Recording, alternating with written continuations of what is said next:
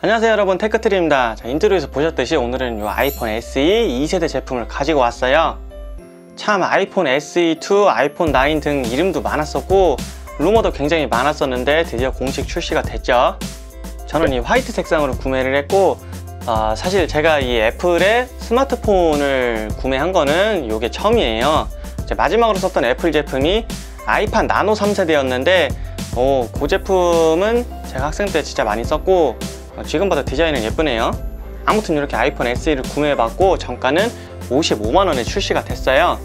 자급제품은 온라인몰에서 할인을 하니까 굉장히 빠르게 매진이 됐는데 그만큼 구매한 사람도 많다는 거겠죠. 이 아이폰 SE는 몸통은 아이폰 8하고 동일하고 두뇌는 아이폰 11하고 동일하다고 보면 되는데 보급형 친구는 성능이 상당히 좋죠. 디자인적으로는 약간의 변화를 제외하면 아이폰 8과 거의 동일하다고 볼 수 있고 사실 큰 변화는 없는 아이폰 보급형의 2세대 제품이라고 보면 돼요.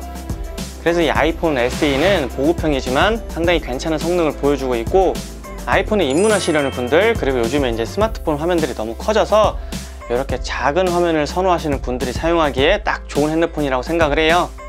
자, 그럼 지금부터 이 아이폰 SE에 대한 간단한 리뷰를 볼 건데요. 그 전 아시죠? 구독과 좋아요 꼭 눌러주세요.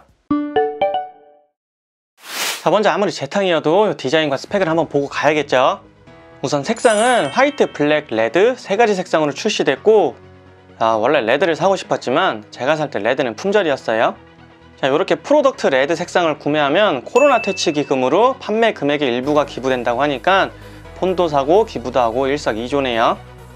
외관 디자인은 보는 것처럼 전면이나 후면이나 아이폰 8과 굉장히 비슷하고, 그리고 여기 박스에 나온 사진이 실제 폰의 크기와 완전 동일한데 이런 것도 작은 갬성인가? 아무튼 디자인을 좀 더 살펴보면 전면 카메라와 수화부가 있고 하단에 홈 버튼이 하나 있죠. 왼쪽에도 동일하게 음량과 관련된 버튼 3개와 오른쪽은 전원 버튼 그리고 심 슬롯이 있고 하단에는 라이트닝 단자와 스피커가 있어요. 후면은 이렇게 후면 카메라와 플래시가 있고 로고가 좀 바뀌었죠. 기존에는 사과 모양이 위에 있고 아이폰이라는 텍스트가 있었는데 그게 다 없어지고 사과가 이렇게 가운데로 왔어요. 저는 이게 훨씬 더 보기 좋고 깔끔해 보이네요.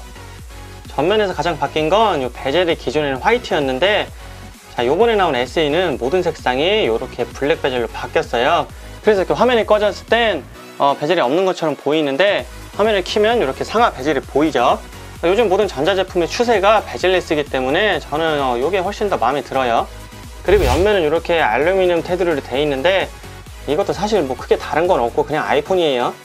이렇게 살펴본 것처럼 외적인 디자인은 아이폰 8과 거의 동일하다고 볼 수 있어요.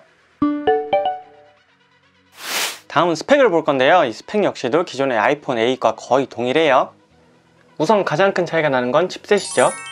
아이폰 8은 당시 칩셋인 A11이 들어가 있고 이번 아이폰 SE는 현재 아이폰 11에 들어가는 A13 바이오닉 칩셋이 들어가 있죠. 디스플레이는 4.7인치 레티나 HD로 기존 아이폰과 해상도와 명암비, 최대 밝기 역시 같죠. 그리고 트루톤도 역시 지원하고 있고 디스플레이 스펙 자체가 아이폰 8과 동일하다고 볼 수 있어요. 이 외에도 크기, 무게, 방수 등 대부분의 스펙이 아이폰 8과 완전 동일하고 여기에 배터리는 1800mAh, 램은 3GB가 들어가 있고 자, 여기서 벤치마크 프로그램을 돌려볼게요.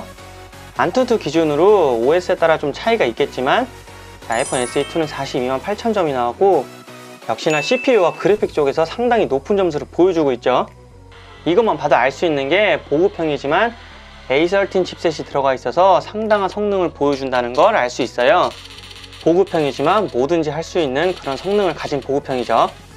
그리고 배터리 시간이 걱정되시는 분들이 많을 텐데 이 아이폰 SE도 아이폰 8과 동일하게 약 1800mAh 배터리가 들어가 있고 아이폰 11이 3000mAh대 그리고 갤럭시 S20 같은 경우에는 요즘 4000mAh가 들어가 있죠. 최신의 폰들과 비교하면 상당히 적은 배터리 용량인데 그래서 몇 가지 테스트를 해봤어요. 넷플릭스를 시청하면 1시간에 약 15%의 배터리가 줄어들고 유튜브를 시청하거나 이렇게 뭐 인터넷을 한다거나 카메라를 사용하고 벤치마크를 돌리면서 이것저것 사용해보면 약 6시간 정도 후에 배터리가 10% 정도가 남아있는데 실생활 패턴으로 사용해도 약 6시간에서 8시간 정도 사용이 가능할 것으로 보여요. 배터리 시간을 좀 더 테스트를 해봐야 되지만 대략 이렇게 봤을 때 요즘의 폰들과 비교하면 상당히 짧은 편이고, 이렇게 폰을 하루 종일 계속 사용하시는 분들이나 4K 촬영을 많이 하시는 분들은 아마 보조 배터리를 다시 사용해야 될 수도 있을 것 같아요. 그러니까 이 스펙을 한 줄로 요약해보면 아이폰 8의 껍데기에 아이폰 11의 머리가 들어가 있다고 보면 되는데, 보통 새로운 기능이 나올 때 보급형 제품들은 성능이 떨어져서 사용을 못하는 경우가 있는데, 아이폰 SE 같은 경우는 11과 동일한 칩셋이 들어가 있기 때문에 하드웨어적인 부분이 받쳐주면 사용할 수 있다는 건데요. 보급형이라고 성능을 낮추기보단 카메라 성능은 당연히 떨어지지만 최신 칩셋이 들어가 있다는 것은 상당히 큰 메리트인 것 같아요. 그리고 드디어 제가 가진 에어팟 프로한테 제대로 짝을 지어줄 수가 있게 됐는데, 역시 에어팟 프로는 아이폰에 연결해서 들어야 최고의 음질은 무슨 갤럭시나 아이폰이나 사실 그렇게 큰 차이는 없어요. 카메라 역시도 출시 전에 많은 소문이 있었는데, 전면 700만 화소, 후면 1200만 화소로 아이폰 8과 동일한 카메라가 사용된 것으로 보여요. 후면 카메라가 광각 카메라 하나이기 때문에 아이폰 11처럼 트리플 카메라를 이용한 다양한 촬영을 못한다는 점과 야간 모드가 빠져 있다는 점이 아이폰 11과 가장 큰 차이라고 볼 수 있겠네요. 카메라 설정을 보면 스마트 HDR을 지원하고, 동영상 같은 경우도 HD부터 4K까지 24에서 60프레임까지 지원을 해주죠. 슬로우 모션 역시 동일하게 FHD에 240프레임까지 지원을 해주는데, 카메라가 한 개라서 아쉽지만 카메라의 기능은 부족함 없이 웬만한 건 지원해주고 있죠. 자, 그리고 후면 카메라가 하나라서 이 카메라 성능이 궁금할 텐데, 우선 몇 컷을 찍어봤어요. 노트 10 플러스와 비교를 해볼 거고, 공평하게 자동 모드로 놓고 찍었어요. 그런데 제가 촬영을 할 때마다 막아 꼈는지 전에 무선 이어폰 때는 눈이 그렇게 오더니 이번엔 비가 미친 듯이 오네요. 자, 아무튼 이 사진하고 동영상을 한번 볼게요. 야간에 상가 건물을 찍어 봤는데요, 전체적으로 아이폰 쪽이 조금 더 밝게 표현이 되고, 광원 부분을 보면 이상하게 갤럭시 쪽은 약간 왜곡이 있어요. 벽 쪽에 반사되는 빛을 잡아내려다 이렇게 된 듯한데, 이 부분을 제외하면 눈으로 보는 것과 비슷하고 좀 더 사실적인 쪽은 노트 쪽이 우세하고, 여기 뒤쪽 건물을 보면 어두운 부분을 좀 더 밝게 표현해주고 명암을 살려내는 건 아이폰 쪽이 좀 더 우세하네요. 전체적으로 섬세한 표현은 카메라와 센서의 차이인지 노트 쪽이 좀 더 우세한데, 안부를 표현해내는 능력은 아이폰이 더 우세해요. 이거는 카메라의 하드웨어적인 부분보다는 이미지 프로세싱 방식의 차이로 보이는데, 예전처럼 뭐가 좋다기보다는 두 스마트폰의 차이라고 보는 게 더 맞는 표현으로 보여요. 이번에는 굉장히 흐린 날에 주간에 촬영을 해봤는데, 여기서는 갤럭시가 조금 더 밝은 모습을 보여주네요.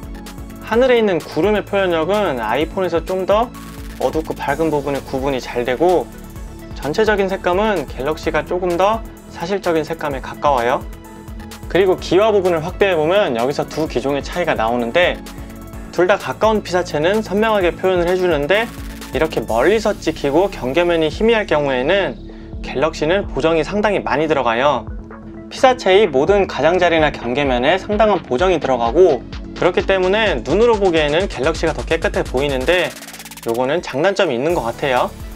그리고 기와 끝부분의 문양을 보면 음영의 표현이 갤럭시가 훨씬 잘 돼 있는데, 그런데 이 정도 햇빛에서는 눈으로 보는 거와 가까운 건 오히려 아이폰이 좀 더 가까워요. 그리고 하단의 문양을 보면 역시나 보정이 많이 들어갔기 때문에 갤럭시가 좀 더 선명하고 깨끗해 보이죠. 어쨌든 사진에서는 갤럭시와 아이폰이 빛의 양과 거리에 따라서 서로 표현하는 방식이 좀 다르고 각자가 장단점이 있는 것으로 보여요.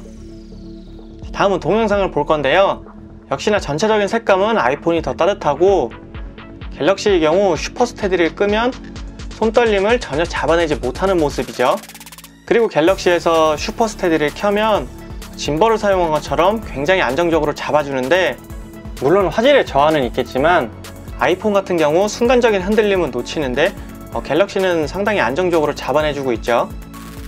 동영상에서도 역시 색감이나 안부의 표현력의 차이가 나는데, 어쨌든 갤럭시와 아이폰이 이미지 프로세싱에서 차이가 난다고 볼 수 있고, 표현력에 있어서 서로 장단점이 있다고 할 수 있겠네요.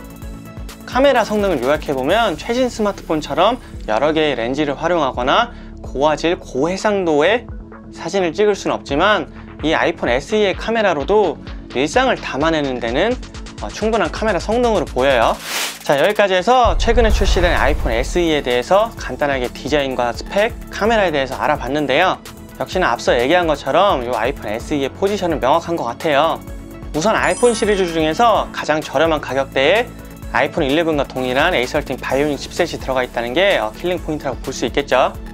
그렇기 때문에 앞으로 나올 iOS의 모든 기능도 하드웨어가 지원하는 범위 내에서는 모두 지원할 것으로 보이고, 그래서 이 아이폰 SE는 아이폰에 입문하시려는 분들, 그리고 4.7인치 화면과 가벼운 무게를 선호하시는 분들이 사용하기에 상당히 괜찮은 폰이라고 생각을 해요.